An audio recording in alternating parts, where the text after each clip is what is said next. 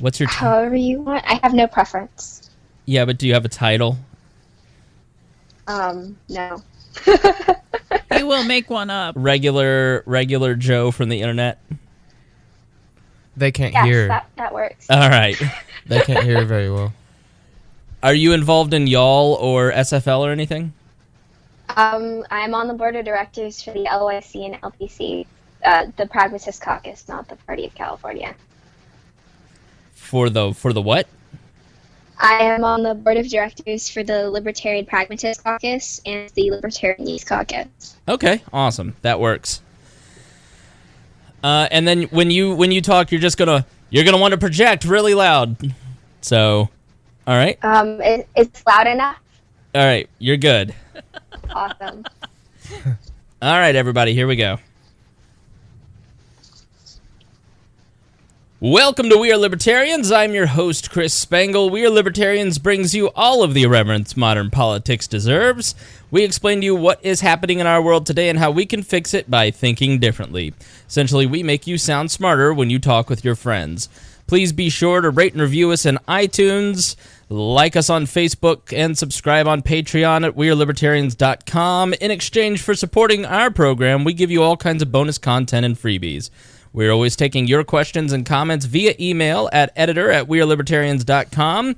And if you're new to the program, we catch up for the first few minutes, get introduced to everybody that's on the panel tonight, and then we deep dive into analyzing current events in society from a libertarian perspective. This show is for adults by semi-adults, so please be warned. The language is strong and sometimes offensive. Now, joining us tonight, we have a murderer's row of rapscallions on the program tonight. First, we're awaiting the arrival of Maranda Barnett because we're talking about women's issues, so we have to have our favorite feminist, Maranda, on, and we will have her joining us momentarily. And our super duper listener, our only super duper fan, Kristi Avery, is here. Kristi, how are you? I'm good. Thank you for properly identifying me as your, biggest super duper fan. Well, the thing about Kristi is Kristi has been our OG original fan. Like, she's the only super fan that we had. We have, like, Stone now and then you. And I'm sure we have other super fans out there, but you are our first, our original, and our beloved.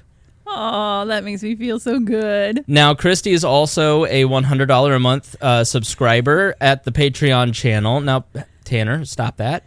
And Kristi, after a couple months of donations, you get to come on the show, and so Kristi is exercising her right to come in, and she had a topic that she wants to talk about, so we are going to talk about that a little later in the program. And I've only donated once so far. You've given enough, trust me. Yes, I'm grandfathered in. You're grandfathered in. The making his triumphant return tonight is Tanner Perdew. Tanner, how are you? Woot woot. I am fantastic. Now, there's Miranda. Kristi, get the door. Wow, interrupted. I'm the new Harry. Interrupted. Now, Tanner, you are you're looking well. Your eyes are clear, unlike the 420 episode when you were stung by bees. You worried everybody because you seemed very, very intoxicated that night. Well, that was the 420 episode. The episode you're talking about was the more recent one. I had just torn my ACL, and there was a little bad interaction between a couple of my medicines, and I was completely fucked up, I'll be honest. You were. Is there anything you'd like to say to the audience? I mean, I should say sorry, but I mean, shit happens, I guess, is what I would say. Miranda, but how are you? I'm here. I'm way fucked up. No, I'm not. I'm not. I wish I was. Now, on Facebook Messenger, joining us for the first time is an up-and-coming superstar in the Liberty movement and somebody that I've gotten to know since we helped Jen Gray with her podcast. She's a copywriter for Jen Gray and helps out with Leading Liberty. Aeris Stewart, how are you doing? I'm well. How are you? I'm doing very well. You occupy a couple different roles in the Libertarian... Is it the Libertarian Party? I work for two caucuses. I'm on the board of directors for the Libertarian Youth Caucus and the Libertarian Pragmatist Caucus. All right, the Libertarian Youth Caucus and the Libertarian Pragmatist Caucus. What the heck is the Libertarian Pragmatist Caucus? our only goal is to get people elected. So we provide libertarian candidates with resources, training, etc. And we're focused on getting more pragmatic leadership elected to the LNC. Definitely something that we are into. And how can people get involved in that if they want to? They can send me a message over Facebook, join the Facebook group, like the Facebook page, or visit us on Nation Builder at lpcaucus.org and sign up to volunteer there. Awesome. I'm going to turn off our video just so that might help our bandwidth. So that way it kind of helps. If you can turn off your video, that might help our audio connection a little bit. Aeris is a very bright young woman, and we are going to talk about the Me Too stuff tonight. And I wanted to make sure that we had somebody on that had enough of the libertarian boys shit. And so, yeah, we're very excited to have Aeris tonight on for the first time and looking forward to getting to know her. She lives in SoCal, so it's like daylight. It's dark here, Aeris. Oh, wow. Okay. I know. You're living the dream in all that Southern California light. All right, so this is going to be we're gonna talk issues, but obviously with Tanner here, you know, Tanner's going to be our comic relief, and it'll be a little lighthearted. Tanner, you always bring joy to the people. I try to. I know. Can you talk a little bit louder? Yeah. I need to get some professional co-hosts. Yeah, I mean, I'm down every Thursday. You're fired, you know, Tanner. There's actually a hashtag going on the live feed right now. It's Tanner for Thursdays. Oh, no. I swear to God it is. Tanner, could you make it out here every Thursday and be my co-host? Yes, I could. Well, that's good. I'm glad you have thought about this, and you keep thinking about it, and I'll ship it up to management and see how they react to it. Well, thank you for the offer. Yes. So you're a lovely boy. I'm just amazed at how clear your eyes are because I've never seen it. It happens at every blue moon, you know. Yeah. Especially post-surgery. Now, yeah. Maranda Barnett, you are looking lovely. You are fresh off of work. Now, Maranda is one of my favorite people. She is the co-host of Miranda's World, the critically acclaimed podcast. Woo! And now let me expand it out here. Now, Maranda hosts the Miranda's World podcast. We just released 3 hot new episodes. Two of them, I think, are your best, absolutely, where you talk about being a single mother. Maranda, she is a professional dancer of the adult variety. She participates in adult ballets. And we talk about the impact of that as a single mother, raising her daughter from 15 on, and then the impact that has on her family and her dating life. And it was a really emotional, gripping episode, and I really thought that was one of our best, Maranda. Well, thank you very, very much. I'd just like to say that I come from a long line of strippers. That was never my family's problem with me. Right?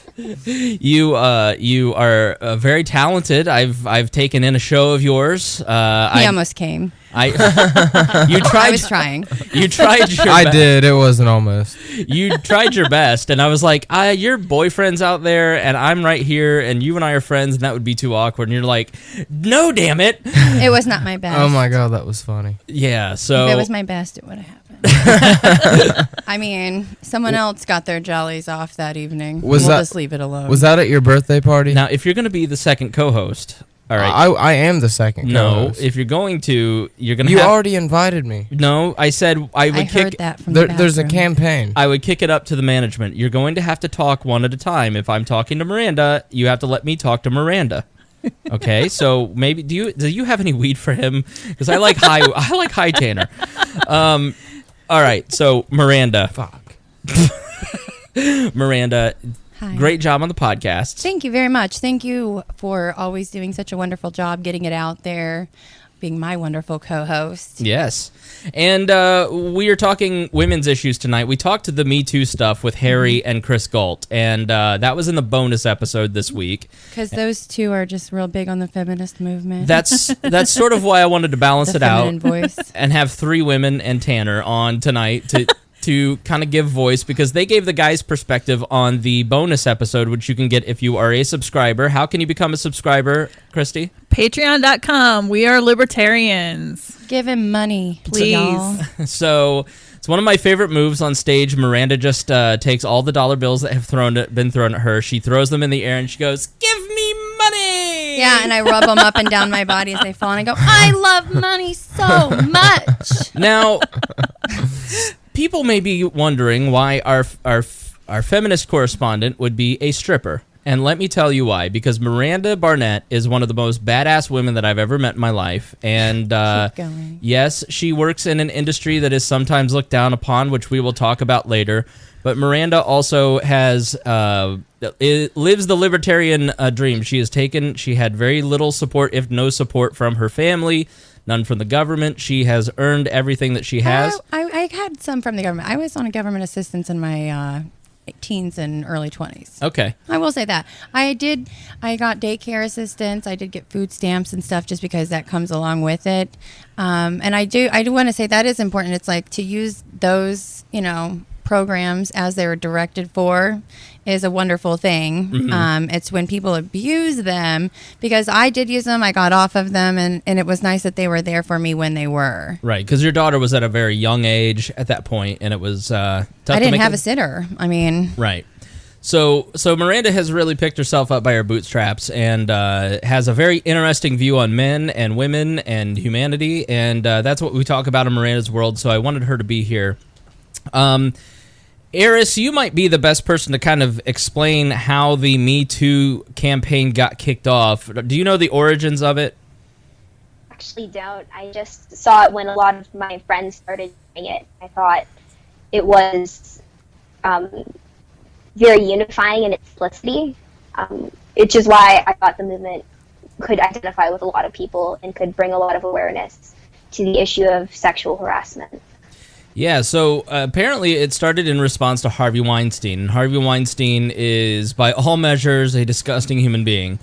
And he is a movie producer in Hollywood that ran Miramax. And written into his contract was financial penalties in tiers of how many times he would sexually harass people. So it was something that he apparently did a lot, and he is just a gross person. Like, at one point, he took this New York City reporter down to the basement and, beat off in front of her into a potted plant. Fuck? Yeah, and held her hostage. He was notorious for sexually harassing women. And so Alyssa Milano, was she on... Who's the Boss? Who's the Boss? Yeah. Alyssa Milano came out and said, if you've been sexually harassed, then put in your status, Me Too. And a lot of women across the internet started posting Me Too and talking about their sexual harassment experiences, and that branched into sexual assault as well. And yeah, all right, you guys have to settle down. Everybody's very distracting tonight. that was her, not me. I know.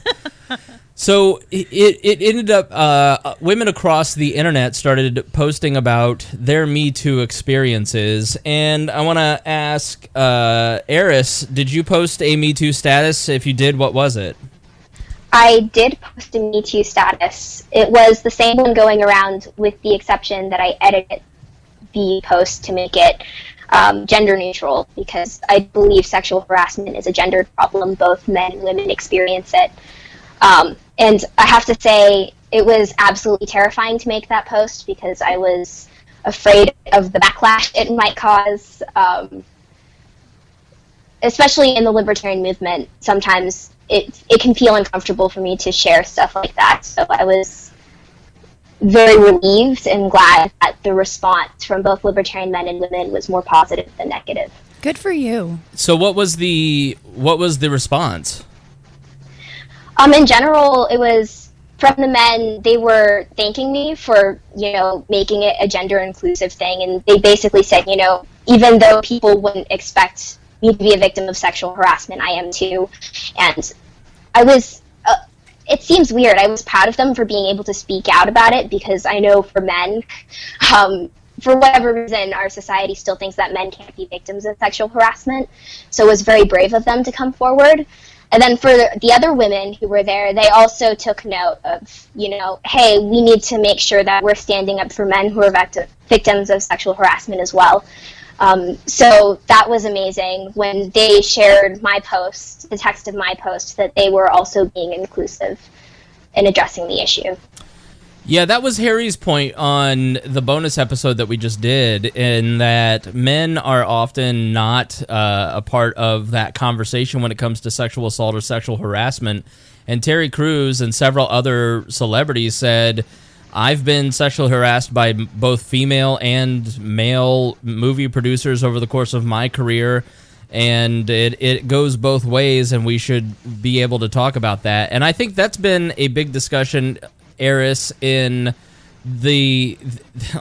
all of this. It's sort of a weird thing, and I guess I kind of hate it, because all of the sudden men rush to start to insert themselves into the discussion too.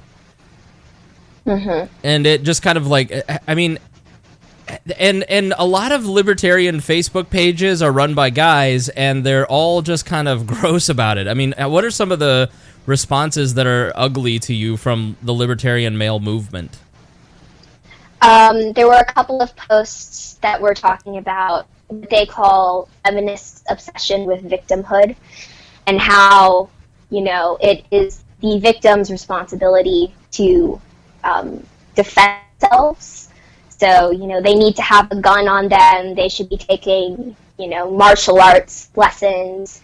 They should be doing everything in their power to avoid getting sexually assaulted. And for me, I thought that was completely missing the point of the movement to begin with, which is that sexual assault is not the victim's fault. It is the person who is committing sexual assault's fault.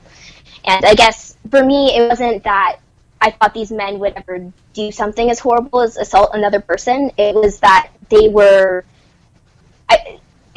perpetuating this idea that it's acceptable to blame the victim in these types of situations. Right, and they were marginalizing what happened. Exactly.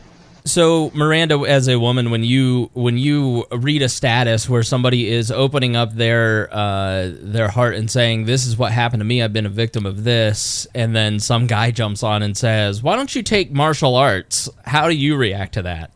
Well, I mean, it's not sensitive to her plight of what she's gone through, but at the same time, not everybody, comes from the same perspective. And I think that it's important to say, hey, I don't really know how to handle this. That's really shitty that happened. Like, this is my only thing that I could think of as a preventive measure. Right. And I say that all the time with college girls and my own daughter and my own self. Not that it's ever the victim's fault, because it's not. But, people are weird, and sometimes people misconstrue things, and that doesn't make it the victim's fault. Right. Sometimes, you know what I mean? You think it's cool, and then they get weird and you're done. Or who knows? There's many situations that it happens. However, as women, there are certain things we need to do. We don't need to leave a party or a bar and go with a man to his house or to anywhere at wee hours of the morning and think, well, I'm just going to go hang out with him and then I'm going to go home. Well, you know what I mean? It's like, what do we do at those hours? It's like you're kind of inviting yourself to get into a bad position. And it doesn't make it anybody's fault, but I just say, let's be a little bit more proactive and self-aware and try to not put myself in a position to be vulnerable to that kind of stuff. Because I've found myself in those positions where I'm just like, wow, something bad could probably happen to me right now. Like, I need to get out of this situation. But I try to reflect on that later, and that way I will not do that same mistake again, because whether the person is horrible or maybe they're just drunk or whatever reason they're assaulting you, I just think there's a lot of times that maybe, you know what I mean, we need to take that as we shouldn't have even been at that time or place. What do you think, Kristi? I don't know. Okay. I mean, all right. It's not the victim's fault, but I'm just saying. Obviously, we need to do things to protect ourselves, but it shouldn't be on us to have to do that. Yeah, Tanner, what were you going to say? Well, I mean, first off, martial arts will help, but if you're drunk, you're not going to be able to box somebody. You're not going to be able to put somebody in an arm bar. Same with a gun. Right. If you're right. intoxicated. And second off, me too. Honestly, if you remember the other day at your birthday party, that story I told. Yeah, that's right. You were sexually harassed at your workplace. It was not at the workplace. It was at a party. Pick it up. Did it just kick in again?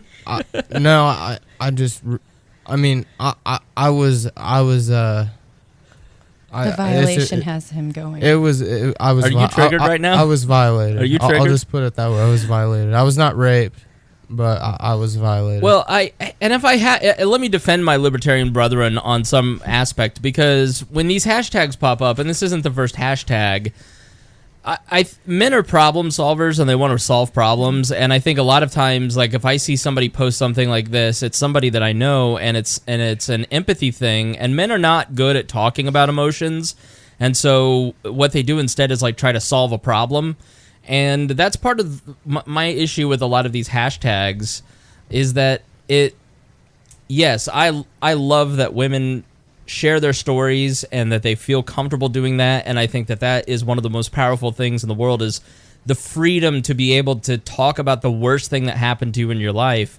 and not be ashamed of it and not let it have that power over you. And if you put it out into the world, you have to understand that there are people out there who feel empathy for that, and some people will just sit with you and sit with that and say, I'm sorry, but then there's a whole other segment of people who want to fix it. And they don't know how to fix it, and they don't know what to say, and so they just try to give you suggestions. And so sometimes I think that that is what comes across in a very inartful way, because men, by and large, are really emotionally crippled. I mean, Miranda, you, Aeris, you laugh. Why did you laugh? Oh, I think the way our society views men and how they express emotions does put men at a disadvantage. It's just agreeing with you and laughing because it's funny because it's sad. Yeah. And I will tell you, every time I mention that list of books, of all the things that I've done to try and deal with my own emotional stuff, I get 2 or 3 guys messaging me saying, hey, can you send me that list of books? And that's great. But Miranda, you deal with men probably more than any of the rest of us. I mean, you deal specifically with their emotions in an effort to extract money from them. For sure. I mean, can you talk about the emotional state of men in our society? Well, that's kind of what I was saying earlier, too, with some of things. It's, men, women, people, our minds all work similar, yet very differently. And some people are just really kind of fucking weird. And so, there are men, especially you notice it in my business, that are just straight jackasses all across the board. It's like you would think they have to know this, right? But they don't, and you're there for work, and they can legitimately believe that you're into them, you like them, and it's their own emotional, roller coaster that's putting them in that place. Give me an example. An example is, well, let's see. I guess a guy sitting at the bar, you see them eye contact, whatever, from the stage, blah blah blah. Maybe they tip you. You come down. Like, hi, how are you? Blah, blah, blah. Would you like a dance? And it's the entitlement and the cocky attitude from the entire, like, they're just like, yeah, I bet you'd love to go back there with me. I bet, you know what I mean? And right. And they legitimately, or Farmer Tim even, I mean, it's like, of course, I'm just an asexual person because if I were into guys, I would have fucked him. You know what I mean? That was right. his point of view. He's like, well, she doesn't like me, so she's definitely not into boys. Right. It's like they will think that people like them when they don't. And you know what? There are women that do the same thing. It's called personality disorder. Mm-hmm. And that's what I think. I love that Aeris made the post and included men in that movement, because that was my initial, I guess it rubbed me very, very wrong that, again, it was just like about women, because no matter what it is, it's like we all go through very similar things, and we need to put it out there. We need to know, first of all, release it for yourself, but then other people say, you know what? I can relate to that too. And it helps us all get over it, I think, because you can't let those things hold you down. You can't let what someone else has done to you on any level. You have to find peace with yourself. You cannot let that keep you down, because there's no turning back from that. You know, you can find all day long things to just keep fueling it. And it's not, productive to moving on with your life and trying to be positive and be happy. Right. And I guess, to you have to differentiate sexual harassment and sexual assault. Sexual harassment usually is verbal and wielding power in the workplace, whereas sexual assault is something where it's a physical boundary is being crossed. But Miranda, both of them are about power, aren't they? No, yeah, definitely. It comes down to the power. And I guess I see why that leaves women a little bit more vulnerable, because as a whole, we're slightly less, physically capable. Right. We're usually a little smaller in stature, just we're obviously, all people are all different sizes, but just in general.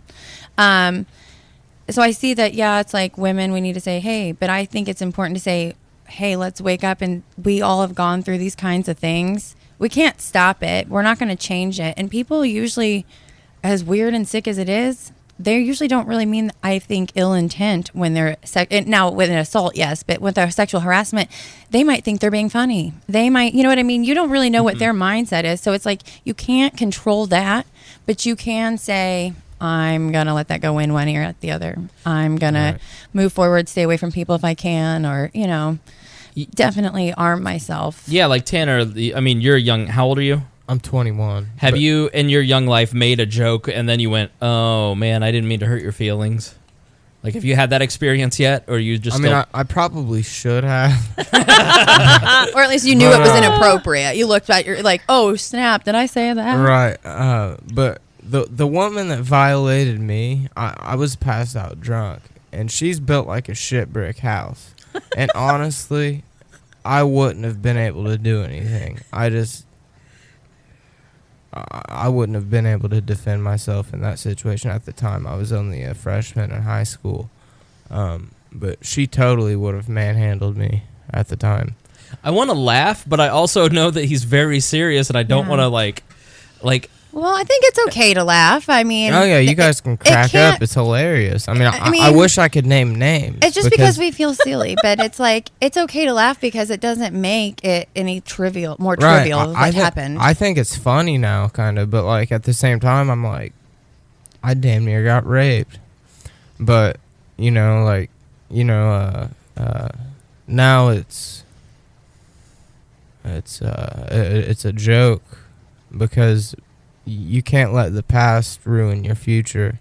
Whenever something like that happens, you have to make the best of it and keep moving on. That's with anything in life. You just have to keep moving on and turn it into the best that it can be. Good for you. Now, Aeris, how have your Me Too experience, you didn't elaborate on it and you don't have to, but how have you processed what happened? I mean, how do you process it and keep from letting it stop you in the way that Tanner is saying, you gotta process it and move on a little bit? I think that time has been very helpful. I think right during the moment and shortly thereafter, I didn't know how to process it because I was so young when it first happened. But I think I've moved forward. I agree with what Tanner said. Like, the only thing you can do is control your path moving forward. And I'm in a position now with the advocacy that I do to, not only speak up for myself, but also stand up when I see other people being harassed. So I think that's the only thing that, makes me feel better about the situation, is knowing that I've been able to grow from it and knowing that I have enough power to hopefully prevent this from happening to someone else. Aeris, do you feel when these hashtags happen, and I don't think that guys really get this, but I kind of see it in the way that other women react to each other online, and you saw other starlets, I think Reese Witherspoon said, she came out and said that she was sexually assaulted in a casting couch type situation, and that this was the week in Hollywood where she felt the least lonely. And for all of these Hollywood starlets and for other women who are sharing their story, I would imagine that it makes you, as a survivor, as somebody who has been through some tough stuff, feel less alone, and that's got to be a huge weight lifted off of you. I mean, on one hand, I feel less alone, and that's somewhat comforting. On the other, I was actually shocked by the amount of friends and family and coworkers who also had these experiences. So on one hand, while it might be comforting to know that I wasn't alone in my experiences, it also really sucks that I wasn't alone, because I would much prefer to have been the only victim of, sexual harassment or sexual assault than have, I don't know, however many hundreds of thousands of women also have to go through that experience. What was your reaction to it, Kristi, as you saw your female friends start posting about it? It's just sad that we live in a world where this many people have been harassed or assaulted or whatever. I mean, I don't personally have a lot of experience with that because I'm usually probably the harasser. Amen. What? In a welcome way, not in an unwelcome way. So I guess it's not really harassment if it's welcome, right? You slept at my house. I was perfectly safe. You did not assault me. Exactly. Now your cats. No, I did not. I did not assault Chris's cats. But, I mean... Put that on a shirt. Right? It's just it's overwhelming a little bit. Overwhelming is a good word. What do you think, Miranda? I think it's awesome to get the awareness out there, and as Aeris was saying, and she'd pointed out that it's created a way for her to help other people. I think that part of it's wonderful. I think what it should show us, though, and it is sad that we've all these people are sharing their stories, and they've also been a victim. But I think it's the point of that is, even with men included, we've all probably suffered one experience or another that we have from one of those. Yeah. It's like, it's so what we should learn from that is that this is something that's going on, and I'm sure it's been going on for 100 years, just as long as people were being social. And it's just now we have platforms for awareness. Right. And so we're finding out more, but I think what we should actually learn from that as a whole, and which could actually also help us become better people, is that we all come from different places. We all look different. We feel different, but we all do go through experiences very much alike. And then I think, again, the point of that is that it's not anyone's fault. None of those actresses did anything that, made it their fault. Right. And again, we have to learn maybe to try to make better choices. But again, you can't always avoid things. And especially... probably, I would say 75% of cases are probably things that can't be avoided. Yeah. But I know I have been a victim of assault. I've been a victim of harassment countless times. Right. And I've been the harasser countless times. But, I was a victim of assault when I was 13 years old, probably the first time that that something of that nature happened. Mm-hmm. And I haven't been a repeat victim. I will say, thank goodness. But as a young girl, you don't know how to take it. You just do what you can, but you feel like it's your fault. Right. No matter what. And in my case, my mother actually, because the person that assaulted me when I was 13, I was smoking weed with them, but they either bought or sold drugs from my mother. So when I came home after the assault happened, my cousin could just tell something was wrong with me. I told her. We called the police. My grandmother was there. They took the statement, but then afterward, my mom told me that she had gotten a lawyer and that he told her because I had been smoking weed with the guy and because I, whatever, that I was going to get in trouble for smoking weed, for one, and for two, I might as well just drop it because it was all my fault. And that's because she didn't want either exposed for her drug doing. Maybe they threatened her. I don't know. But so what I say is this movement, any movement, let's just educate ourselves because people are not always right. People are not always going to help you. Even the authorities. Even the authorities. It doesn't, you know what I mean? Sometimes people are in a position of power. Sometimes, so you have to really just, to avoid, as best as you can, really try to make, educated choices and just educate yourself on how people can be. So that way you don't put yourself alone with someone that could potentially hurt you if you don't have to. Yeah. So if you really look at sexual assault statistics, and if you look at where we're at in the human history, women and humans have never been safer in all of humanity, and a big drop happened over the last 50 years in sexual assaults and rapes. And they believe that it is because of the amount of porn that is out there. And if you look at countries where porn is greatly limited, sexual violence is higher there than in a country like the United States. And they believe that it's because those darker corners of our fantasies are exercised when we watch porn as opposed to going out and hunting. But that doesn't mean that it isn't a serious problem. One in four women reportedly have had some form of sexual violence performed against them. And anecdotally, and you guys correct me if you think I'm wrong, I would say it's more like 1 in 2.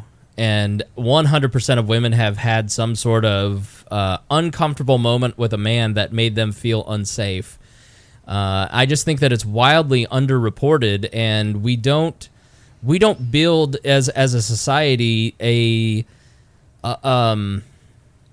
coping mechanism for the people who are reporting, the people around those who are reporting, and we don't care for them in a way that we should because it is so wildly uncomfortable.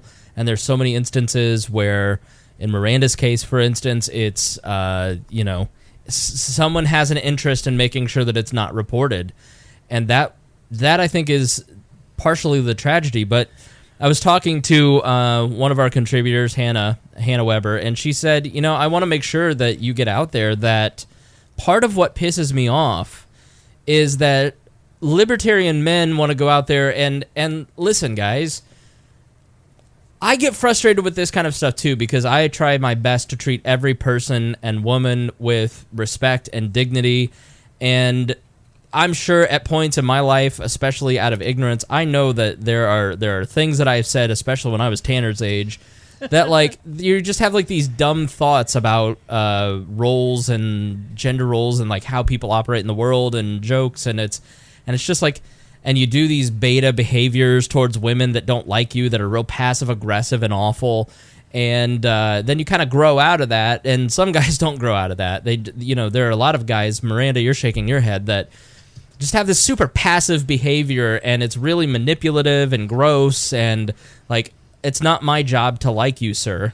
Like, don't get mad at me because I don't want to touch your penis. This topic kind of came up today when Hannah messaged me and said, like, what is wrong with libertarian men?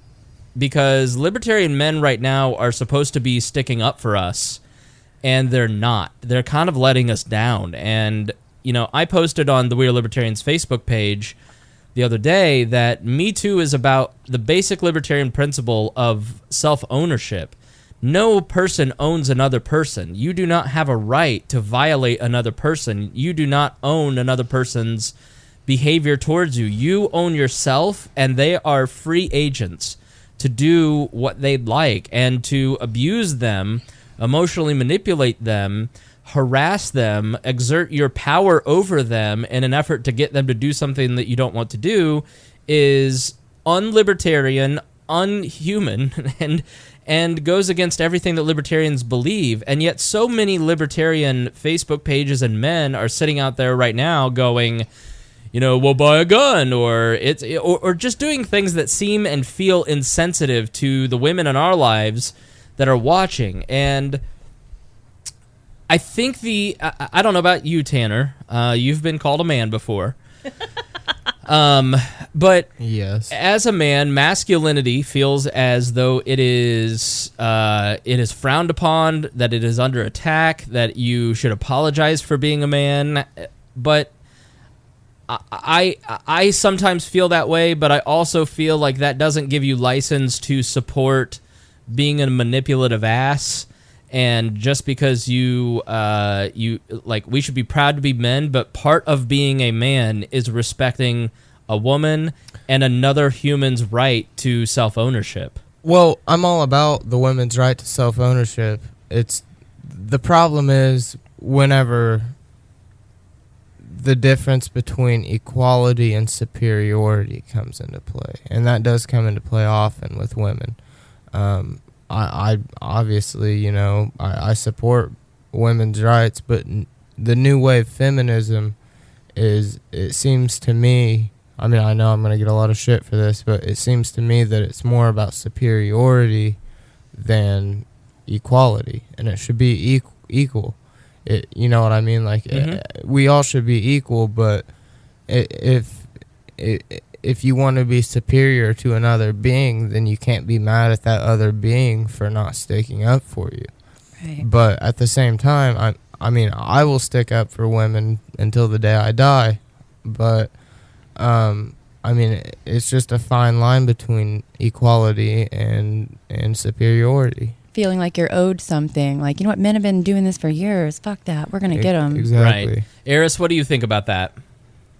I guess to start off, I think that this issue, especially with the Me Too movement, should not be a partisan issue. And I think that's something that a lot of people on all sides just don't understand. So it's not that you should be for a woman's ability to exercise her autonomy because you're a libertarian. You should be for that because I believe that's like a basic part of, you know, You're respecting a human. other It's humans. a basic human right. Yeah. I mean, it's personal Yeah, and I think belief. the second thing is I agree to an extent with what Tanner is saying, but the Me Too movement, I don't think was one of the problematic parts about this third wave feminism, and I don't think that it's a movement that only third wave feminists can identify. So while I understand the concern when it comes to these types of conversations, this was not one of those movements where I felt it was appropriate to bring that into the discussion, because for me, I saw a split between men and women, and then with men as a group, it became a partisan issue. But all of the women that I have spoken to seem to receive Me Too the same way, because it isn't really a partisan issue. It's something that if you've dealt with, you understand why it's important. So I guess those are my two thoughts. Hopefully that made some sense. No, absolutely. Thank you. Go ahead, Tanner. Well, first off, I didn't make it a partisan issue. I kind of did, and she's right. She called me out on it, and she's exactly right. It's a human rights issue, and like, to me, libertarianism is about respecting human rights. Exactly, it's a personal belief, and it's a decency thing. It's a you're an asshole or you're a decent human being issue. It's not a political issue. It just happens to be part of my political beliefs that I respect women, and it's also part of my personal beliefs. I wasn't making it a political issue, but I'm just saying that the new wave feminism is some of it's cancerous. Well, go ahead, Maranda. Oh, I was just thinking, I'm trying to mediate here. I think that the topic spurred that thought and conversation, and it's actually somewhat separate than the actual movement itself and women having gone through these experiences. He's just saying on the topic of, you know, his feelings on how feminism in general is. Yeah, and there's Yes. sort of this thing, and Aeris, you're kind of a creature of the internet too, as I am, that watches a lot of these arguments. There's like the Reese's peanut butter commercial where it's like, you got your peanut butter and my chocolate, and you got my chocolate and your peanut butter, and like, so many of these different issues just start to like blend into each other, and like, there's just these lines where people are drawn into this identity politics, and they feel like they have to defend a certain position, as opposed to just saying, like, yeah, it's not right to sexually harass women, and that doesn't make you less of a man or supporting, like, somehow you're a feminist if you're saying it's not right to touch women when they don't want to be touched. Like, it's this bizarre thing that men are doing and women are doing, and left and right, and everybody on Facebook has this simplistic thing where it's like, if you have the slightest agreement with one side that you may not agree with, let's say you are an alt-right Richard Spencer reading guy, and you post on Facebook, I just don't think it's right to sexually harass women in the workplace, and Harvey Weinstein is right, then all of a sudden, all your alt-right friends go, you're a feminist! And so that social pressure keeps people from admitting that other parts, that certain parts of other ideologies or movements or conversations, they may be right. And as a Republican, there may be some things that Democrats are right, and vice versa. And there's a complexity to human behavior and the social fabric that is very complex. And social media seems to really have narrowed it down, and it just turns these sorts of things that should be so obvious to every single human being, it just turns it into like a shit show on Facebook, and it sucks. Go ahead, Tanner. I was just going to say, just because I have Richard Spencer's hair does not mean that we share political beliefs. Right, okay. I mean, Aeris, have you noticed that trend where it's like if you make the slightest little nod towards somebody else's ideology, all of a sudden you are a traitor, and so you just like don't say anything, or you just double down on your own ideology and just parrot whatever some alt-right guy or alt-left person is saying? Yeah, 100%. So I'm not sure if your audience can see it, but I'm female, obviously. I'm biracial, and I am bisexual. Whenever I publicly post anything about any of those other parts of my identity, so if I post something about Black Lives Matter, if I post something about how women are treated in the workplace, like, there was a time when I was terrified to do that because everyone would go onto my page and go, oh, you're just this feminazi, oh, you're this social justice warrior, like, why are you even a libertarian? You don't belong here. And I think it took a significant amount of time for me to realize that I'm allowed to be everything that I want to be at once. Yes. And that just because I focus on a women's issue every once in a while doesn't necessarily make me a feminist. And you know what? Heck, if it does, then I don't think that's a bad thing. I feel like our political culture is one that says, well, you have to oppose everything that your enemy believes in just because you're on opposite sides of the issue. And I reject that line of thinking. Like, if something's right, it's right, and, everyone, no matter where they are on the political spectrum, should be able to stand up for that and speak out against whatever they see as an injustice.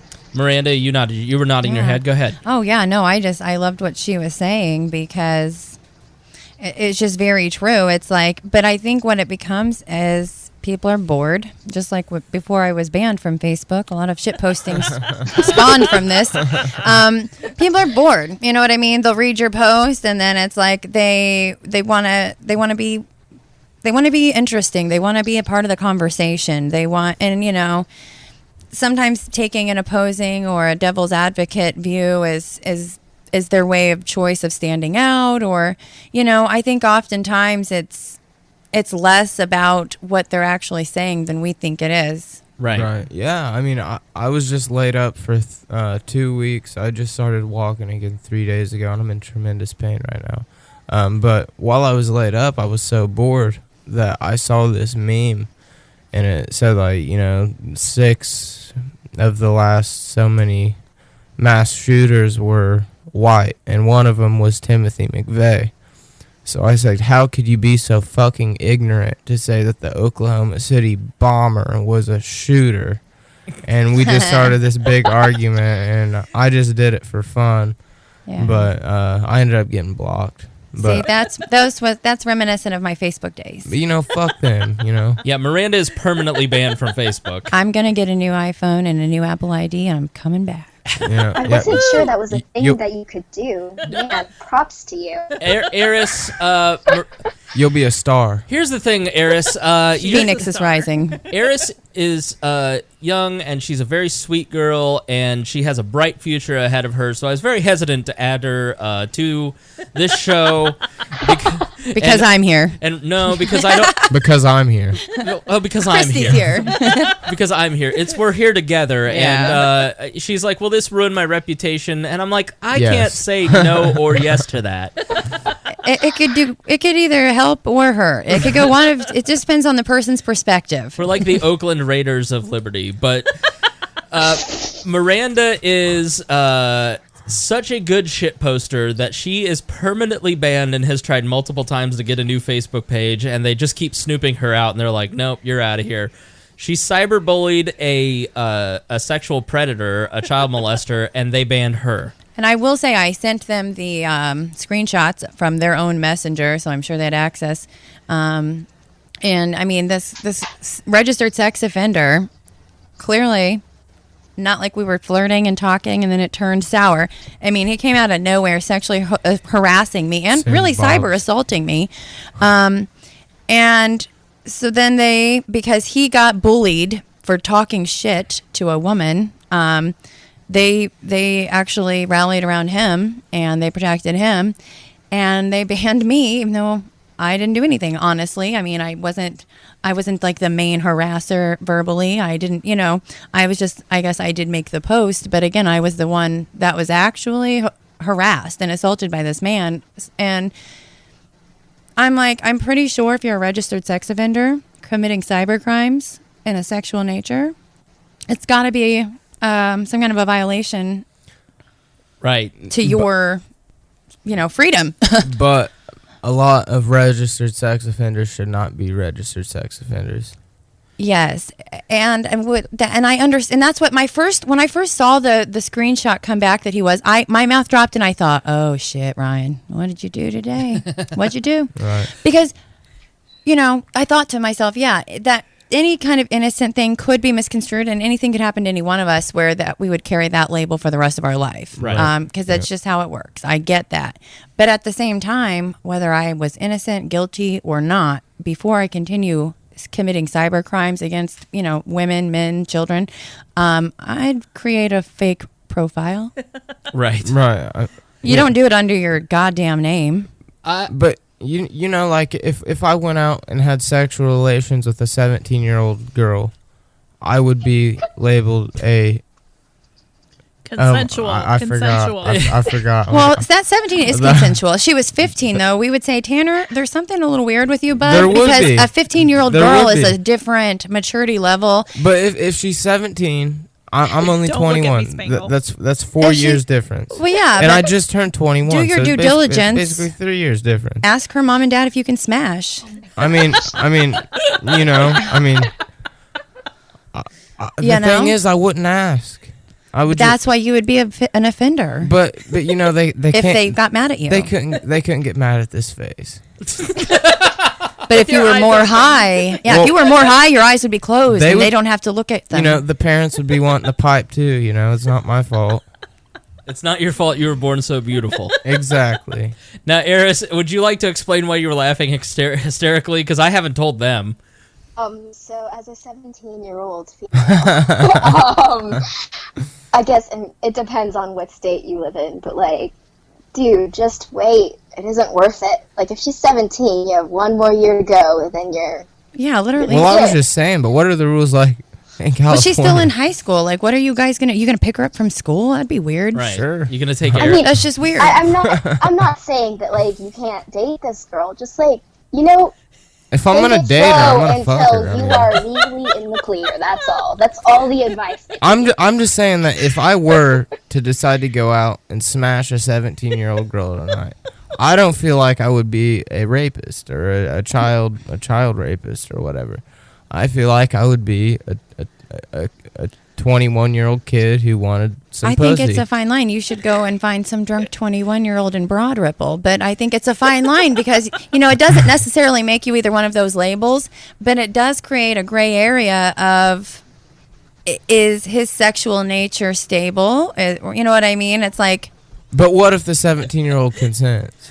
Well, that doesn't really... She's 17 and she's stupid. I don't have the legal capacity. Are you you're really going to call her stupid? Well, no, I'm not. Doesn't mean she's stupid, but I'm just saying when I was 17, I would have agreed to do many things that I wouldn't do now. You know what I mean? Because you don't think about what are all the consequences that could happen. What? Right. I mean, I'm not saying I would go smash a 17-year-old tonight. If you're a 21-year-old man, I think you should be wanting to smash someone that is able to at least go and have a drink with you beforehand or afterhand. Someone that is able to at least be on some kind of maturity level with you. Well, I just turned 21 2 months ago. This is accidentally awkward. Yeah, but I mean also because she doesn't know. So Shut up. a 17-year-old woman, though, their sexual experience Not is a 17-year-old woman. Well, yeah, I was sorry. A 17-year-old grown woman. A 17-year-old person. A pubescent, grown 17-year-old woman. But their sexual maturity levels regardless of how much experience they've had, their sexual maturity levels are much lower than yours. And that there is, I think, an abuse. There's a chance of an abuse being taken place there. It would be if I was like 25. All right. I'm going to ask you two to stop because Stop. I'm wildly. We're gonna wrestle. Keep going. Wildly uncomfortable. This is a good conversation. We're all getting hot in the face here. I accidentally sent the wrong. I accidentally sent the wrong emoji to Aeris one time, and I immediately was like, "That was an accident." That was great. Is that not the truth, Aeris? It was kind of pervy, but like, it was an accident. So. It was an accident because Aeris is 17, and I didn't tell the audience her age because I think Aeris is a smart girl, and so I didn't want her intelligence to be discounted because of her age. Because I think her opinion thus far has been very valid. God, yes. I thought she was Very definitely much so. like well into her college years. So I would For real. I did warn Tanner. I just said, "Hey, she's 17, bro. Don't get creepy." And I'm not. And then he did. I'm not. I forgot she was 17. I did not mean that. it's toward okay. you, I promise. I'm not a judge.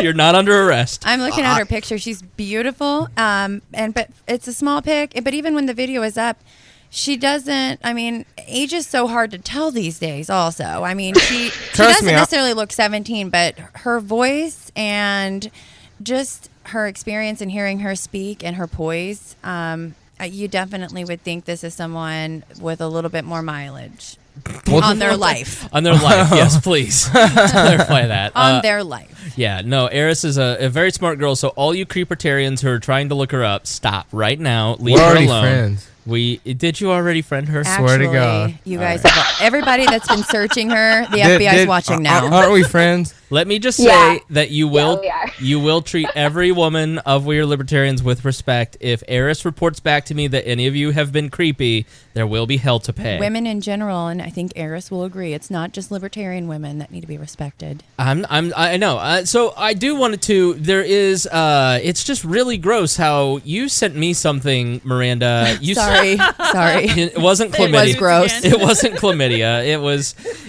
a screenshot from a guy who, and I know this. I'm gonna get so much hate mail. This is just beat up the man hour, but Oh gosh, well, this guy should go beat himself up. well, there's like what percentage of men would you say are just good, honest, decent men, and what percentage are scumbags, Miranda? You know what? I would say men and women, you can't just separate that for gender, I think. I Mm-hmm. think that people, and I think good people have various, percentage of their ability to possibly be an asshole. Right, like people are So, complex. Like people do Yes, things that I just think that it's very much so. I honestly, unless I think that the percentage of people that like really do these things, like saying things and whatever, I think that the percentage is much smaller than what we think of people that mean ill intent or Right. something malicious. Because again, people think they're funny. People think that someone's into them. People think a lot of things when they're saying and doing things. And then sometimes people have maybe gotten ignored or not gotten the reaction they wanted their whole life or something, or however long time period. But that's when they turn into a very mean person, and that's when they use those things to try to hurt people or to get something. But it's just, I can't even tell you. It's honestly, I really don't think that most of the time people really mean what it actually means to the victim. right. So that's why I say, we have to think about what has happened when situations do occur, because we can't go back in time. So we have to think about it. We have to figure out, is there any kind of justice that needs to be, taken? And then we have to start rebuilding. Honestly, I would say that it's a probably small percentage of men who actually commit sexual assaults, and I'm for stoning. Like maybe we could bring Sharia law back for some of these people. And what someone said to me is we need to start naming names and publicly shaming them instead of like women feeling that they need to take these steps to virtue signal and say me too and blah blah blah. Like, let's start posting names, and I'm like, well, that seems like a very That's dangerous. That's a very dangerous line to cross. But it's at what point do we as a society start to What happened? I believe Aeris has a statement to make. Okay, Aeris, are you there? Oh, Aeris, Hello, I'm sorry. guys. So it's been wonderful talking to you, and thanks for having me on. But my call time for my show is in 15 minutes. Oh, okay. So you guys have a wonderful rest of the show, and I will talk to you later. Thanks so much for joining Thank us, you very Aeris. much for Thank joining you. us. Thanks for having me. Really appreciate it. She was great. So Yeah, she was Wonderful. wonderful. well, her mic wasn't great, but she was a good kid. Yes. Yeah, and the fact that she's doing that kind of advocacy for victims and things at that age, it's like she's going to do some pretty cool That's things amazing. later in life. Yeah. It's, Yeah. it's going to be exciting to see what she does next. Yeah, I was talking to her. I was talking to her about an email newsletter, writing an email newsletter for us. So we may work on that still. But when this came up, and she's been very passionate about it on her Facebook and other Facebook pages, then so I wanted to have her on and represent that opinion. But what was I saying? Oh, public stoning. Yes. Let's see. How can we? Because to me, like, sexual violence is like my trigger. Like, it's one of those things where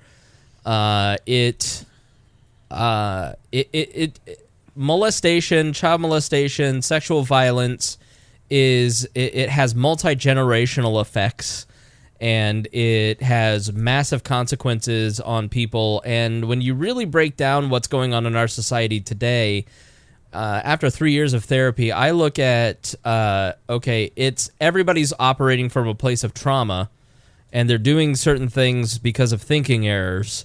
And some people are healthier than others because they're farther down the continuum of fixing those thinking errors, whereas some people are still slaves to the trauma and the bad thinking that came as a result of that trauma, whatever it may be.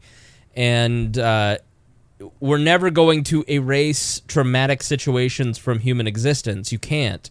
But what you can do is start to build a culture of healing for people that can start to overcome their trauma and can start to deal with certain situations. So to me, it isn't just about, like, stop showing your penis and masturbating into plants, stop raping, stop beating your wife, stop, for women, stop being alcoholic mothers, stop being drug addicts, that sell your kids into sex slavery. Like, if we attacked the problem of trauma and fixing trauma and correcting thinking errors and had a more therapeutic-based approach to many issues in our society and made mental health much more available, it would solve so many of the different issues that we talk about on this program, be it mass shootings, the Me Too movement,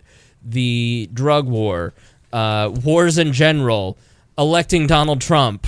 Like, there would be so many different things that could be solved if we took a better approach towards recognizing that 98% of people are dealing with some form of trauma in their life, no matter what it is, and that trauma has certain patterns that can then be corrected. I mean, what do you think, Miranda? No, I think that's it. And I think, like as Aeris said and kind of what you said there, I just feel like that is what we probably should all take from the movement, instead of trying to decipher what it means to us and what it, how we feel about both sides. And I think what we should all, listeners and their neighbors and everyone around should take from it is that we're all humans. Whether it was meant to or not, we all hurt.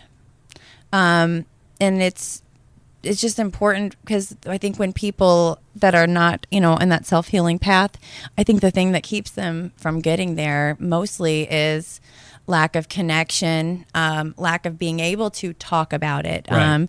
And if you don't have anyone to talk to, or if you don't, just certain things, then you don't ever start to heal, because you just replay it in your mind every day. Yeah, like I read the book Scary Close by Donald Miller. It changed my life. And then I started saying, okay, I'm the problem in my personal relationships. Help. I started going to therapy, started talking things out, and my life is a lot better. And there are consequences to being healthier, because but it is really a good way to live. Let's see. The other thing about the Me Too movement, and I think I kind of touched on it earlier, is that we have these movements and we have these hashtags, and then there's just no like follow. Like, what do we do? What's the solution? Right. Like, we have this conversation where everybody kind of feels good just saying stuff out in the world, but there's never any kind of follow up to it. There's An end never game. Right. There's not an end game. There's not a solution to solving the problem, and like. And so we just get frustrated because we're just constantly making ourselves feel good by having these feel good moments, but we really do need to do things that solve the problem. And that's why so many people will take opposition, is because we keep hearing these hashtags. Right. And it's like, again, the same thing. It just kind of, it dies down. It goes back to the same thing. And so, I think the end game, and maybe, hopefully that will get, I'm sure that hopefully everybody in America is listening right now, and they'll realize, guess what? There is an end game, guys.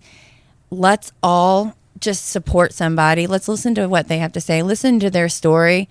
And you know what? Unless they're asking for your help, just nod your head and be sympathetic. Right. But you know what? Everybody also has a right to their opinion. Say what you need to say, but just know they're talking to you because they need someone to talk to. Right. They're not looking for your opinion probably at that time, because they're not mentally in a place to even register what you're saying when they're in that place. So if people need to talk, Miranda, what's your phone number? 1-877-5309. It's 867-5309. He knows my number. All right, so let's move on. Miranda, I got your number. So let's move on to the next subject. Kristi Avery, you are pissed off, and you want to talk about it.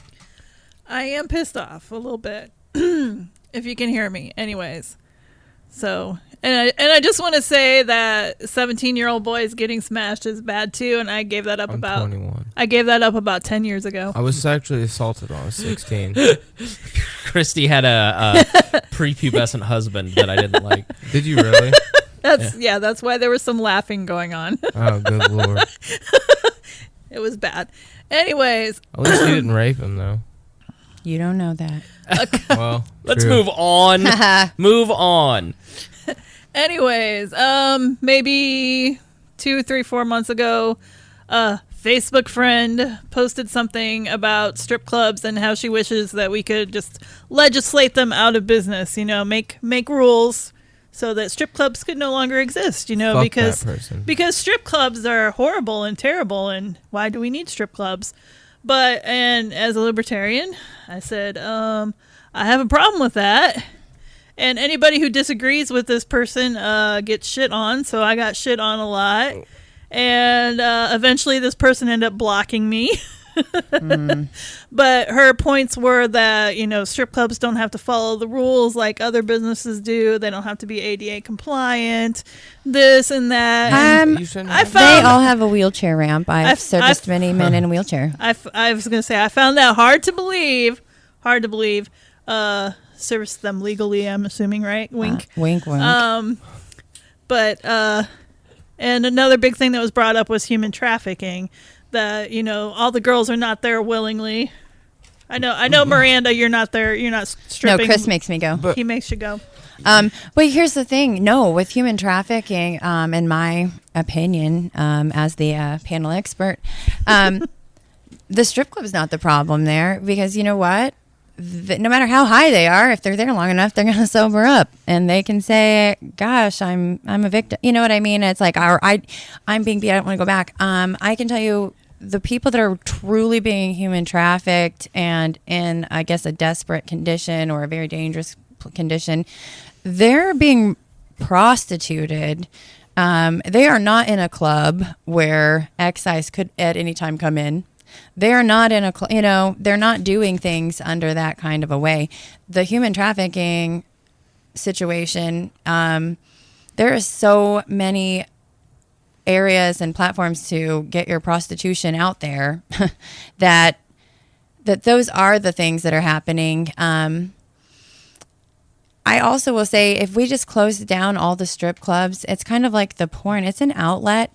There are a lot of bad situations where guys are getting out whatever they need to, or getting something that they're not getting at home that will keep them from beating their wife, or you know what I mean, that will they're getting out their aggressions in a different way. Or there are men that I've seen come into my club, and there are girls that cater to this, and there are girls that walk around with a little bunny backpack, and they look like a 12-year-old girl, and they play up to that. And these men, the men that like them, they're not men like you. They're not men like you. They are men that are 60, 70 years old even. You typically are quite a bit older. That's going to stop them from raping a 12-year-old girl. It is. That's what I'm saying. I mean, I look at them and I'm like, oh my gosh. And I'm like, I look at the girls and I think, well, you are a sick little fucker. You know what I mean? Like, but at the same time, it is. They are performing a service that's... Porn and strip clubs are the main... It's an outlet. We're all sexual beings. Yeah, I mean, like, it's the biggest halt to human trafficking there is, in my opinion. Or rape. And rape. It truly is, because they're getting something that they're missing there, as opposed to getting angry and going out and taking it from someone. See, that's why I think... And it doesn't mean sex. It's an emotional or a physical contact, but it will. I think it keeps many offenders off of the streets. Right. That's why I think hooking should be legal too. Well, the problem is it's just all about being able to monitor everything and make sure it's done in a safe way, because STDs are real. But but you take that risk. Well, as humans, we all take that risk, but when you are operating a business, you're liable for certain things. So, like if you go to the Moonlight Bunny Ranch, they're all super tested, and you know that they're all clean, and you have to be tested. I mean, it's they take the liability and the risk of making sure that they offer a safe product, to put it delicately. I mean, What do you say to people other than just that? Like, what do you say to people who say that strip clubs are just immoral dens of sin, like the Christian right people who just these shouldn't exist because you're just being exploited as a human being? Well, I say, I'm so sorry that your husband spent all your money last night on me, but I will. Typically the bitter and the anger, I feel like, and it comes from a different place, and of course they don't want to be a bitter bitch. They will say it's because it's not right for the women. It's not, and we're all sexual. Again, we're all sexual beings. It's a sex industry, and as a sex job, it's on the scale as being very, very tame. There are boundaries. There are things. There are women that go above and beyond that. They choose to. There are women that I've worked with that have sex with a lot of guys in one night in that club, and they do it in a sneaky way, but they do it. And I've seen them counting their money come close to time for them to leave. And if they haven't made what they're supposed to, I've seen them start crying because their boyfriend. Now, this is a sex trafficking issue, and to a degree, but it's also a choice because it's her boyfriend. She stays with him because of a drug connection. Same thing with my mother and many of her situations. But if she hasn't made enough money, he not only beats her, he then puts her on the street. So, her prostituting herself in the club, while it's disgusting, we don't care for it in the club. It also sells a hope and dream ticket for a girl like me to make some money sometimes from a guy who's hoping something's going to happen because he's hurt or whatever. But then, for her, she would much rather be selling her pussy there than to be on 10th Street, because if you're charging $200, it's not great. That leaves quite a bit of people that can qualify for that. But if you're charging $20, pretty much anybody can do that, right? So it's like when you're dealing with people from 10th Street, you're definitely putting yourself at risk for getting killed, getting an STD, and a million other just different things. So she would absolutely rather prostitute herself in that bar. Like, does it happen in the club? Yeah, she's nasty as fuck, and she knows everybody knows it, and she used to try to hide it or whatever, but now she just is like, yeah, I got fired from PTs because they caught me fucking. Like in the so there is sex in the champagne room. Oh, she's done it in the dance area. And I mean, but they're yeah. sneaky. They're sneaky about That's it. You know what I badass. mean? Well, it is, but I mean, the guys probably had no idea that they were even inside anything. God. That is petty. I like I'm it. just saying, how could you? I mean, Man. especially when guys, though, after a $20 dance, try to like, oh, will you come home with me or something? And I just look at them and I say, dude, if $20 was my guideline, I'm like, my pussy would be bigger than that table and you wouldn't want it. Maybe they're in the big dick clique. I doubt it. But, you know, it's just really funny. It is a seedy place. But, you know, to a degree, no matter what, we all know, guess what? Seedy things are going to happen. Gun control, guess what? People are going to have guns. Right. What's gun control do? It keeps people that are doing it legally from getting it. Right. Same thing here. It's like, you know, shit's going on, but that's going on all over. At least if it's going on here, it's not going on across from your child's school. Well, and you know, and you can choose to go and be a part of it or not. and you do. And I don't care if it's your drug habit that drove you to make that choice. They're going to do whatever they have to do to get their drugs. She's going to do whatever it takes. If it means staying with a guy that beats and prostitutes her, she's going to do it because that's her safe zone. And we can't decide what other people should do. And as a libertarian, that's, I guess, probably the biggest mindset. But no matter what, we all have sexual needs. And a strip club is, again, the most tame way of, I guess, entertaining that fantasy. Right. At the same time, it gets them excited and they can't stick it in nothing. So, like, what are they supposed to do? Again, they made that choice, though. And Right. Is there a bathroom there with, like, a little catcher? Oh gosh, no. Okay, no. Here's a funny thing. A lot of guys, or there's a couple of things for that actual scenario though. A lot of guys will tell us when they come out of the men's bathroom about all the condoms, like used condoms that are in there.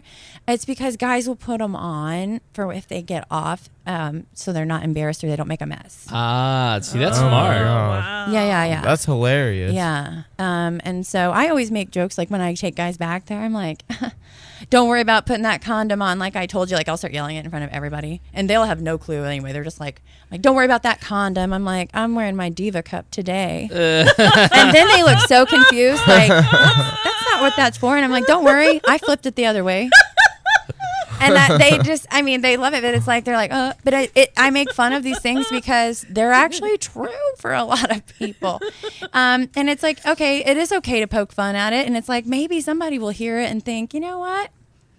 Maybe I'm going to do better next time. I'm not going to do that. That is weird hearing it that way. Now, Maybe I should go to the urinal to do this. Miranda tried to do it right on me. I mean, she was Yeah, I going was like, after it. splatter this ass. She didn't try. She did. She turned a corner and put me in a groove, and I was like, "Oh, I'm gonna get this girl pregnant if I don't get out of here." And then I had to leave.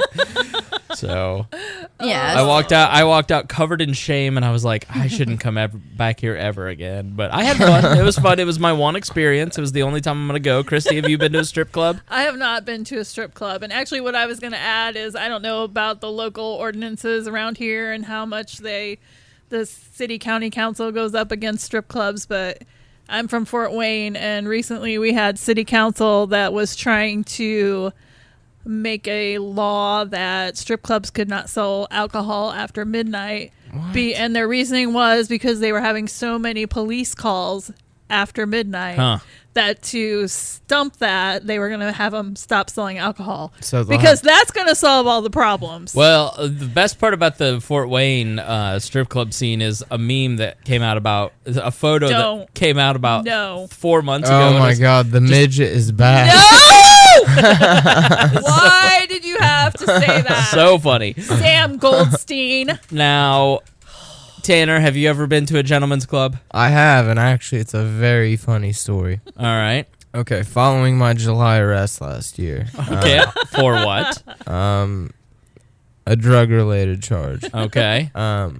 It wasn't anything crazy, just like, you know. Some gummies, bro. No, it was a little bit more serious than that, but some Xanax. All right. But so anyway, I had court the next morning, and what better to do than to go to a strip club, right, Tanner? Well, hold on, it gets better. So so Rich Turvey gives me 2 free Cincinnati Reds tickets, And I'm like, all right. So I go to the Reds game with one of my buddies, and he bought me some beers. I have court the next morning at 9 a.m.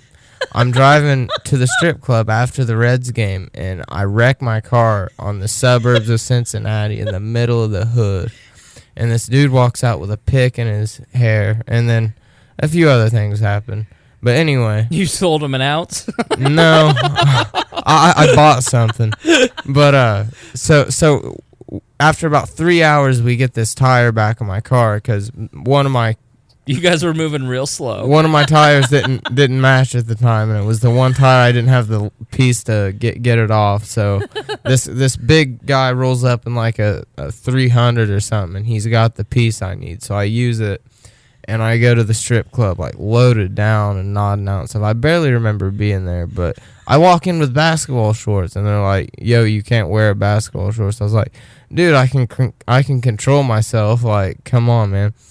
And they wouldn't let me, so we went to the Walmart, and I got me a pair of cargos, and we walked in that bitch, Diamonds Cabaret, in Cincinnati.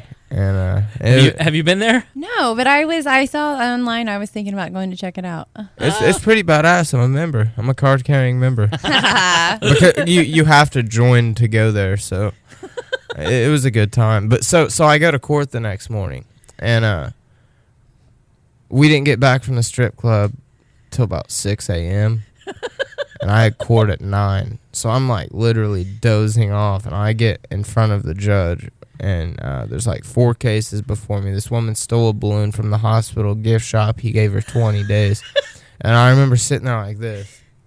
Yeah, he's on trial for Xanax, and he's nodding. And then the judge says, "Mr. Perdew," and I'm like, what? And he was like, "Do you know how bad your drug problem is?" And I was like, "Look, man, I didn't get back from the strip club till like 6 a.m. this morning." I was like, "I'm tired." And it was a big mess. You told the truth? I mean, yeah. I didn't want to be like, "Yeah, I'm nodding out on drugs." What did he say to you being in the strip club? I wasn't on probation yet, and I'd go to any strip club I wanted. You kill me. Don't you have to be a certain age to go in a strip club? I was 18. 18, yeah. Oh, that's it. Well, here it's 21, I I was believe, gonna right? say. Yeah, but that's because we don't have the type of clubs where they don't allow drinking. I know in Right. other Right, states they right. have clubs where 18 is the age, but there's no alcohol. See, Diamonds in Cincinnati, I was 18, so I got to go there. Did you get to dance? Honestly, I don't remember. I think so, or I wouldn't have went. It wasn't anything memorable, obviously. It wasn't like if Miranda danced for you. Right. Miranda is an artist. I have to say, Miranda has control of her body in ways that I never have had and never will, and never Same. have had that control over anyone else's body. So she's a fine artist. Do you want to say where you work if you want people to come visit you? Yes, I work at Dancer Show Club on the West Side. Come and see me anytime. It's a very, very nice club. Much Right. cleaner than the last place that I worked at. Right. And I will say they won't even let anyone try out unless they have their birth certificate and their social security card. So It's a pain in the ass. people that Fuck are being that. human trafficked, they're not allowed to have those. Right. They're lucky if they have shoes. Have you? I want to talk about the human trafficking because you did mention this to me one time. Is it a place where you're recruited for human trafficking? I mean, do you see that there? Well, I mean, I wouldn't say it was human trafficking, but it is a place where many men that are coming as a customer, they So to have speak. they have an idea in their mind, I guess, or an assumption as to what you are or what is going to happen or, just whatever. But Right. again, that's also their entitlement because, you probably wouldn't do it with every guy, but you would definitely do it with them. But like, what is it? Some like dude with a mustache sitting in a corner smoking a cigar and like, "Hey girl, how would you like to be trafficked?" No. Looks like Indiana Jones. And he's got a net. He just chases them around the harpoon. Right. What is he set a bear trap for Miranda to crawl into? that's just it. It's like nobody comes right out and says what their intention is. And that's where abuses take place in any situation, not just a bar like this, but in a regular bar or in a restaurant, anywhere. People don't come out and say, I'd like to sell you to my friends. I'd like to have sex with you for money. And then afterward, I know other people that would also do that. They would have sex with you for money too. Right. But because I am your agent now, I've got all these people. If you want this money, you know what I mean? I'm obviously going to take my cut. You know what I mean? It's like Right. A pimp. they convince them into believing it's in their best interest. But again, these are people that probably, you know what I mean? They typically are human trafficking themselves. You know, I mean, if they're in a position to sleep with guy A for said 300, just an average number that's tossed out, you know, if that guy's able to persuade them to do it, then again, they are not very educated, and they're also going to be susceptible to a lot of other things. Is 300 really an average price? Sadly enough, it is. Do you know how much cocaine you could buy with $300? But And then beat off like you. but Get if you have the same exact thing, $400, you except can have a little bit of cocaine and do it off of her ass while you're doing it. You could have a gram.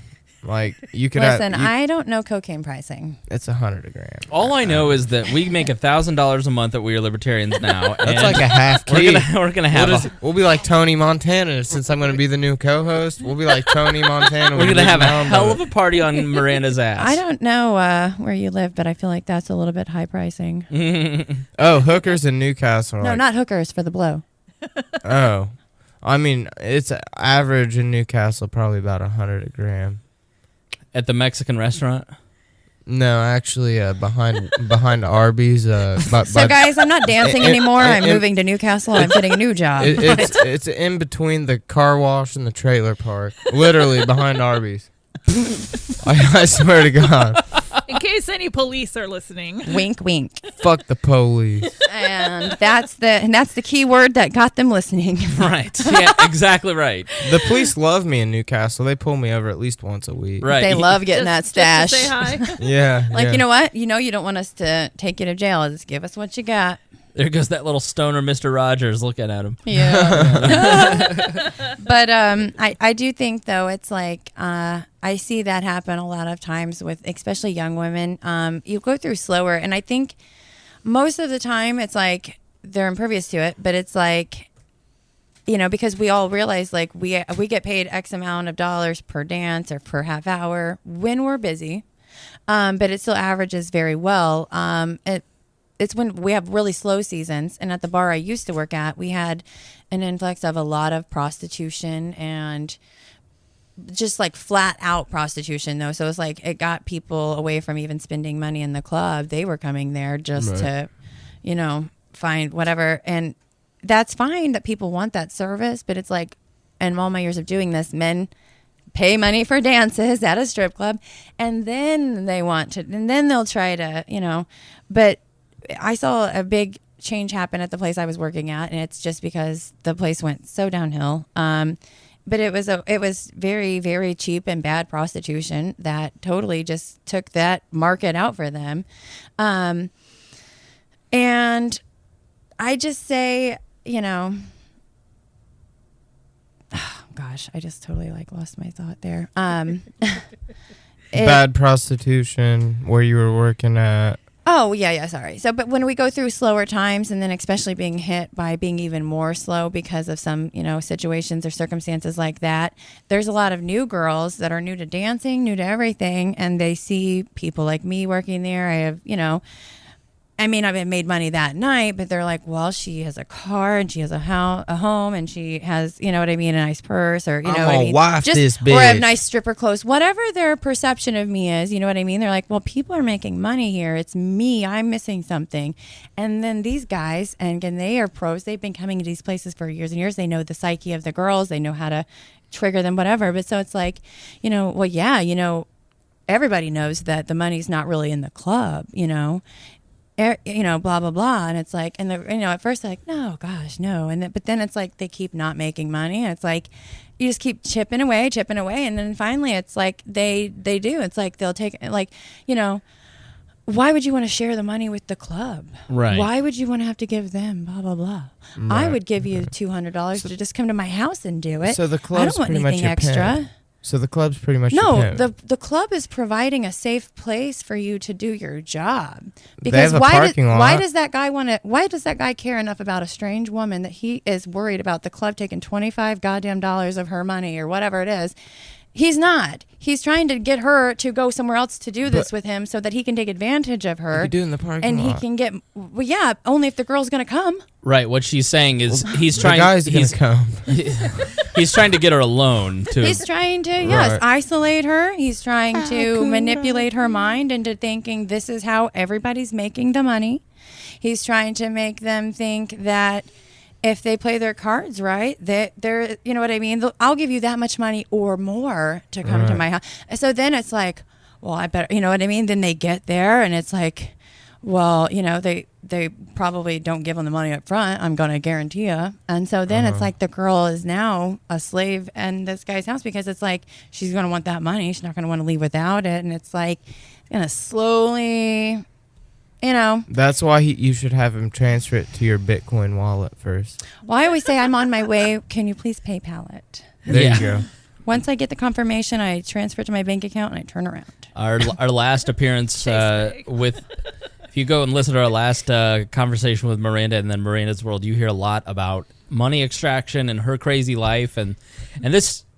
Excuse me, I just belched. You have experienced a little bit of Miranda's life, and she's fascinating person. Fascinating. I'm very conservative, buttoned down, and so like to get a glimpse on the behind the scenes of it is interesting to me. And from one of my best friends, Maranda is one of the best people, and Kristi, you as well. Tanner, you're I love nice. Kristi. I love you, Spangle, Everybody and I loves can't me. wait to start our new adventure on this podcast. All right, let's start wrapping up. Final thoughts for this episode. Tanner, give us your final thoughts.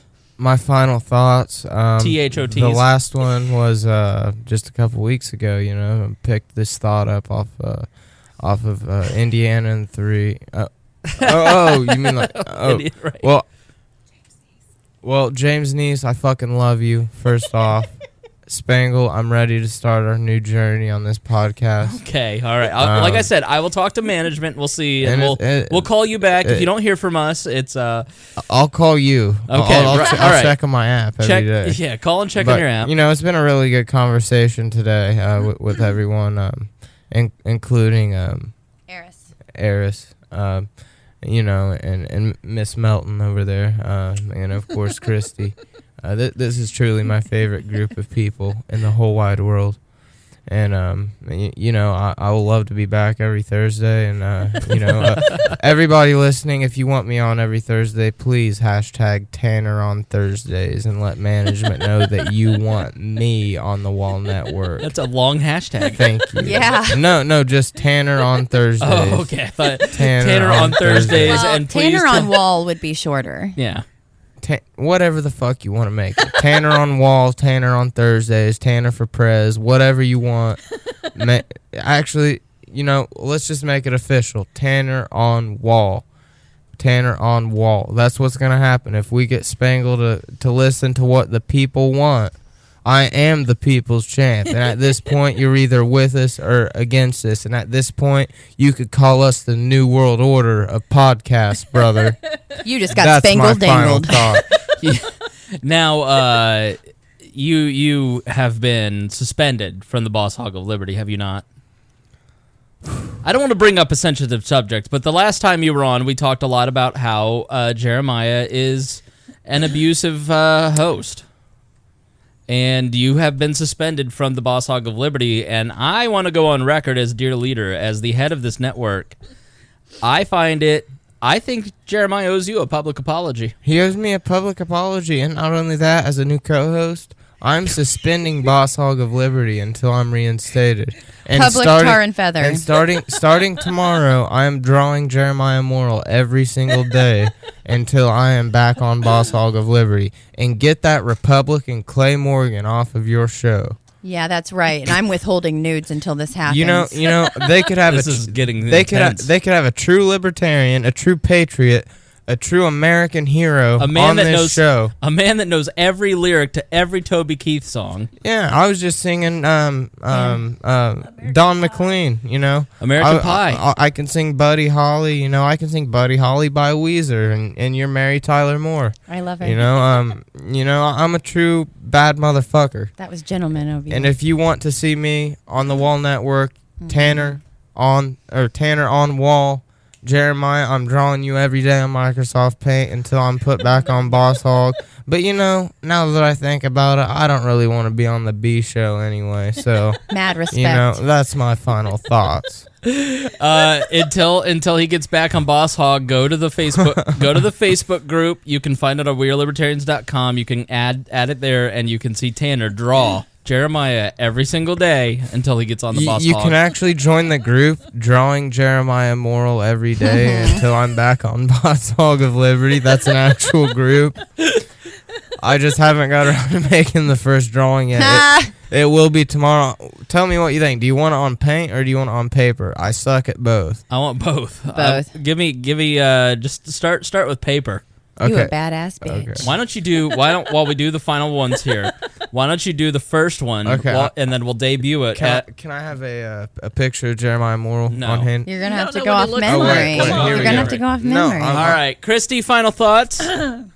This has been very exciting to sit at the table, you know, with everybody else. Before I was relegated to the couch. You've never been on Wall, have you? You've been on the Chris Spangle I have show. not. Yes. Yeah, you've been on the Chris Spangle show, Yes. but not And, this. This is exciting. My first time and sitting here with Tanner. It's been great. And Thank of you, course with Kristi. Miranda, that's like a dream come true. Long time And, listener, first time caller. You've never Yeah. been on Wall, Kristi?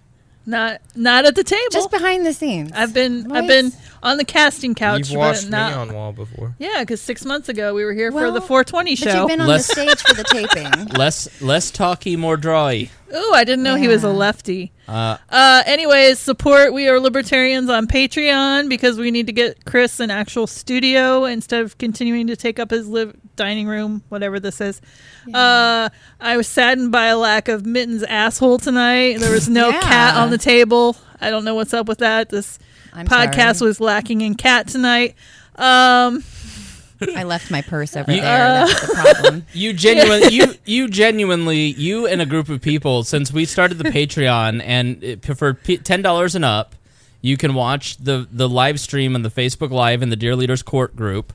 And you and several other people, like, you genuinely enjoy getting together every Thursday and Tuesday night and watching this. It is definitely a good time, and I have to say bad words about Jeremiah also because he's taken to live casting on Thursdays, and I just can't watch if We Are Libertarians is on. So Yep.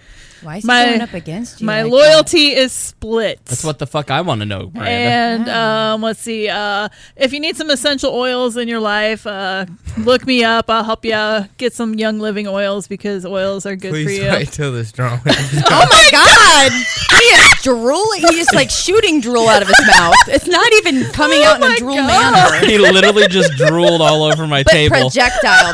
as he's drawing Kim Jong-un. But projectile. And He's touching the mic.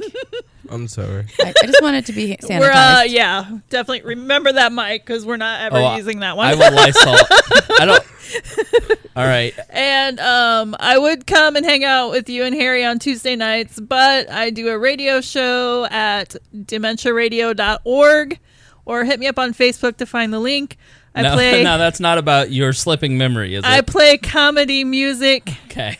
It's named after Dr. Demento. I'm sure okay. you know who Dr. Demento is. Of course. Dementia music is comedy music, and there's more than just Weird Al out there, although Weird Al is obviously the comedy king. No, he's And He's fuck not you. that great. Fuck you, Tanner. He's fucking And he's halfway starting decent. He was good 30 years ago. He's doing a stripped down tour with Emo Phillips. So if you see that in your area, look it up because I'm going on the road and I'm going to hit 4 shows: Cleveland, Ohio, Lexington, Kentucky, Louisville, Kentucky, and then Indianapolis, aka Carmel, wherever that is. Yeah, and check out our interview with Kristi on her super fandom of Weird Al and Wall on the Chris That is a Spangle good show. interview. Yes, Don't reveal. definitely. Do not reveal it till I say so, Tanner. It's done. Thank you. All right. Thank you for everything. Thank you for having me on. Yes, and thank you for everything that you do for We Are Libertarians. Please put this on here. All right, we will. Just wait. Just be patient, boy. Miranda, you are a wonderful person and a beautiful, lovely person, and I love your podcast. My hand's on his penis. It is. She's Wow, he's big. she's Forcing him to say that. Harvey. I'm Harvey Weinsteining her right now. No, I think she's doing it to you, buddy. Final thoughts, Miranda. My final thoughts are, you know what? Let's all just try to be good people. Let's do the best we can. If you see Jeremiah Morrill, kick him right in the dick. Because quit trying to come at us reckless like that. I'm not even a part of the show on a regular basis, and I'm not having it. How perfect is that? That's Spangle? true. I honestly want to know why. Like Bert from here. I honestly want to know why Miranda has not been on the Boss Hog of Liberty either. Yeah. Exactly. Probably because he looks like fucking Bert. Fucking asshole. So on the just out Lion of nowhere, J. when she was talking about her dementia music, I didn't know what it was until she explained it, and then I thought that reminds me of a little ditty I wrote. All right. Is it about I Jack told you and about Diane? this, Chris, a while back. I don't know. It could have errors in it, so I'm actually gonna sing it. It could, if there's an error, judge me appropriately. Okay. This is a story all about how my podcast got made and turned my life upside down. What? It'll probably take too long, so just sit right What? there. I'll tell you how I became famous and Miranda's world hit the air. Chris Spangle had a dream, and when it came true, he and I rocked the mic with a podcast for you, bitches. I pulled up to his house, claimed to be driving for Uber. He should have known better, but Chris is a goober. Goop. We met eyes in the mirror. He lipped, this bitch is crazy. Then he said, fuck it. I'd get out, but I'm lazy. We pulled up to Morty's an hour past time because I was driving. You won't believe how much that made poor Chris whine.